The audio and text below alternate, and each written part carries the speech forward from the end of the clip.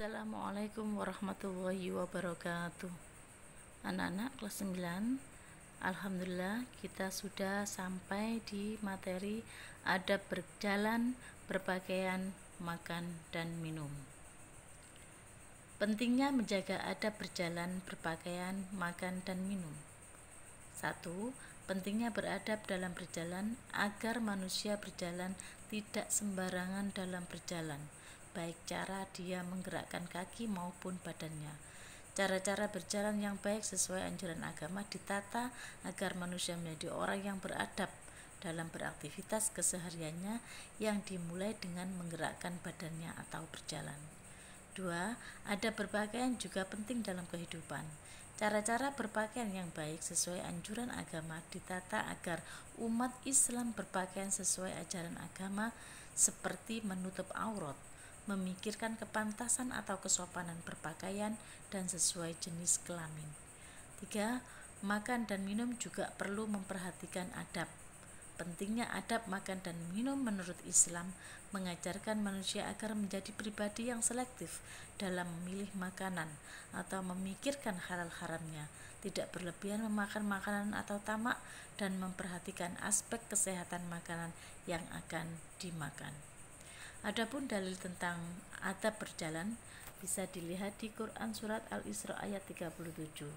Dalil pentingnya menjaga adab berpakaian, Quran surat Al-A'raf ayat 26, dan dalil pentingnya menjaga adab makan dan minum bisa dilihat di Quran surat Al-Mu'minun ayat 51. Sekarang kita bicara tentang adab berjalan menurut Islam. 1. Tenang dan sopan. Sebagai orang Islam, adab kita dimulai dari berjalan, perlu dijaga. Tenang dan sopan dalam berjalan maksudnya tidak jelalatan. Apa itu jelalatan? Jelalatan itu pandangan mata ke sana kemari. Jadi pandangan mata kita harus ke depan dan mau melihat orang di depannya. Wajah tidak seram, gerakan tubuh tidak terlalu bebas, kaki melangkah dengan tenang dan gerakan tangan melambai teratur. 2. Badan lurus dan kepala sedikit menunduk. Maksudnya, jika tidak ada sesuatu yang diperlukan membungkukkan badan dan menundukkan kepala karena ingin menghormati orang-orang tertentu seperti para alim, guru-guru kita, dan lain-lain, maka posisi badan biasa saja dan mata tenang melihat ke depan dan sekali-kali melihat ke bawah. Jangan sampai dikatakan sombong karena kita berjalan dengan dada yang dibusungkan dan pandangan mata selalu ke atas. 3. Berjalan secara normal. Seorang muslim sepatutnya jika berjalan tidak dibuat-buat yang bisa menimbulkan celaan dari orang lain. Yang 4. Menciptakan kenyamanan dalam berjalan. Maksudnya membuat orang yang melihat kita berjalan menjadi nyaman karena kita berjalan tidak mengada-ada dan biasa saja. 5. Mempunyai tujuan dengan jelas. Dalam berjalan semestinya mempunyai tujuan dengan jelas yang diniati menuju ke suatu dengan baik. Hal ini mengingatkan kita bahwa sebagai seorang muslim wajib beraktivitas dengan baik dalam kegiatan yang baik-baik yang dimulai dengan adab berjalan kita. 6. Boleh berhenti jika ada keperluan yang mendesak. Adab berjalan diperbolehkan berhenti jika ada keperluan, tetapi dianjurkan sebentar saja. Misalnya, sedang berjalan, bertemu dengan teman lama yang lama tidak bertemu, lalu menyapanya, bersalaman, dan berbincang-bincang sekedarnya saja seperti menanyakan kabar. Itu tidak masalah.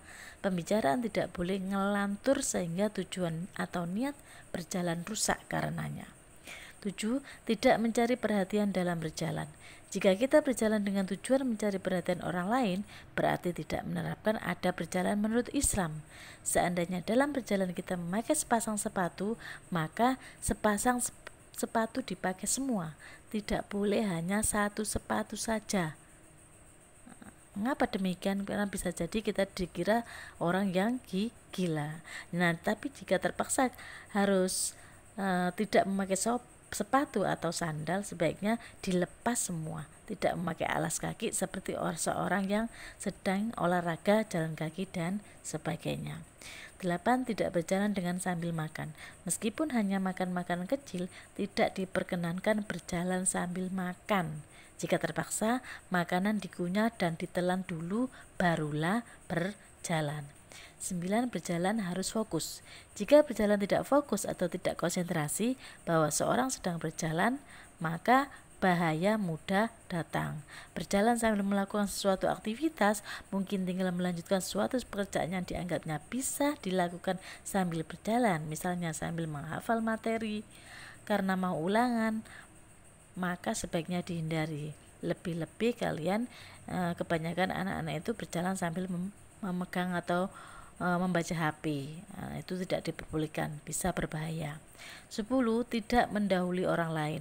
Maksudnya ada berjalan yang baik termasuk tidak mendahului orang lain yang berjalan di depan kita atau orang yang berjalan lebih awal dari kita tanpa permisi. Jika terpaksa harus mendahului sepantasnya, permisi dan menyapa dengan ramah agar orang lain tidak merasa dilangkahi dan dihormati, terutama bagi orang-orang yang lebih tua dari kita, khususnya kedua orang tua kita. Selanjutnya adalah adab berpakaian menurut Islam. Apa saja? 1. Menata niat berpakaian. Berniat berpakaian untuk melaksanakan perintah Allah, yaitu melindungi aurat dan menjaga kesehatan tubuh agar tidak mudah sakit. 2. Berpakaian menurut syarat menutup aurat. Baik orang laki-laki maupun orang Islam, perempuan wajib menutup aurat dalam berpakaian jika dapat dilihat oleh orang yang bukan muhrim. 3. Berpakaian yang bersih dan nyaman. Seorang muslim yang baik selalu berpakaian yang bersih dan harum agar nyaman. Selama keharuman pakaian tidak menyolok, diperbolehkan. Termasuk kerapian dalam berpakaian dapat mendatangkan kenyamanan bagi si pemakai dan orang yang melihatnya. 4. Model pakaian sesuai jenis kelamin. Islam mengajarkan dengan jelas bahwa laki-laki seharusnya menggunakan pakaian yang pantas dipakai laki-laki, wanita menggunakan pakaian yang pantas dipakai wanita. Model pakaian bebas selama menutup aurat dan masih mencerminkan model pakaian yang sesuai jenis kelamin masing-masing pemakai berarti tidak masalah. 5. Tidak berpakaian yang glamor. Apa glamor itu? Glamor itu berlebihan, mewah. Sekaya apapun seorang muslim tidak pantas memakai pakaian yang glamor, apalagi pakaian itu tidak disesuaikan dengan acara atau aktivitas yang ada. 6. Berpakaian disesuaikan dengan acara atau kegiatan. Maksudnya, berpakaian sesuai dengan kesepakatan bersama atau aturan yang ada. Selama tidak menyalahi ajaran Islam, tidak masalah. Misalnya, di sekolah memakai pakaian seragam di mana warna dan model sudah diatur, kapan memakai pakaian olahraga, pakaian batik, dan sebagainya. 7. Tidak meniru-niru model pakaian yang dilarang agama. Sebagai seorang muslim, sudah barang pasti dalam berpakaian mempunyai aturan sendiri. Bukan berarti Islam membatasi model berpakaian. Selama model itu tidak bertentangan dengan ajaran agama, diperbolehkan. 8. Berpakaian hendaknya menyesuaikan usia. Di zaman sekarang, banyak orang berpakaian tanpa menyesuaikan usia, meskipun tidak terlalu vital. Tapi tanpa disadari, penampilan seorang kakek seperti anak muda akan menjadi persoalan sendiri. Kepantasan berpakaian sesuai ajaran agama perlu dijaga dalam adab berpakaian menurut Islam. 9. Mendahulukan tangan kanan dan berdoa. Maksudnya, jika sedang akan memulai memakai pakaian, didahulukan bagian tubuh sebelah kanan, seperti tangan kanan, dan tidak lupa berdoa, paling tidak membaca basmalah, supaya yang kita pakai menjadi berkah dalam hidup. Selanjutnya adalah adab makan dan minum menurut Islam. 1. Sebelum makan dan minum membaca basmalah, supaya ini adalah bentuk rasa syukur kepada Allah, dan rezeki yang kita gunakan untuk makan dan minum menjadi berkah. 2. Menjaga kehalalan makanan dan minuman. Makanan yang kita makan dan minuman yang kita minum hendaknya dijaga kehalalannya, dimulai dari sumber rezeki yang kita dapatkan, proses mengatur rezeki itu, sampai dengan terwujud makanan dan minuman yang akan kita makan dan kita minum. Nomor 3, makan dan minum yang dengan duduk. Makan dan minum dengan duduk. Sebagai muslim yang menjaga adab makan dan minum, sebaiknya makan dan minum dengan duduk. Secara medis, makan dan minuman yang masuk ke dalam tubuh kita melalui proses duduk lebih baik terserap dalam tubuh daripada melalui proses dengan berdiri. 4. Menggunakan tangan kanan. Dalam makan dan minum sebaiknya menggunakan tangan kanan kecuali jika tangan kanan kita kurang berfungsi. 5. Makan dan minum tidak berbicara. Jika ingin makan dan minum lancar dan sehat, maka saat makan dan minum tidak berbicara, apalagi sambil berbincang-bincang, termasuk sedang bermain handphone. 6. Tidak mencela makanan dan minuman. Sebagai muslim yang baik, senang atau tidak senang dengan makanan dan minuman yang akan kita makan dan kita minum, kita tidak boleh mencela. Lebih baik diam dan tetap memakan dan meminum walaupun sedikit, terutama ketika kita sedang dijamu oleh orang lain. 7. Makan mulai dari pinggir baru tengah. Artinya, jika sedang makan, makanlah bagian pinggir dulu, baru bagian tengah. Hal ini bermaksud agar kita tidak mengaduk-aduk makanan yang belum tentu habis kita makan dan terlihat tidak menjijikkan. Begitu pula minum, dari sedikit demi sedikit agar tetap santun. 8. Tidak meniup-niup makanan dan minuman. Selain untuk menjaga kesopanan, tidak meniup-niup makanan dan minuman juga ajaran agama. Jika tidak sangat mendesak, hindari perbuatan tersebut. 9. Makan dan minum tidak terlalu kenyang. Orang Islam yang baik tidak akan merasa tamak karena makan dan minum tidak sampai kekenyangan.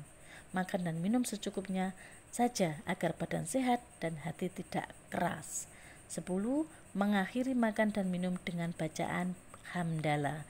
Biasanya sebelum makan kita berdoa dan membaca basmalah, begitu pula setelah makan paling tidak membaca hamdalah dan berdoa.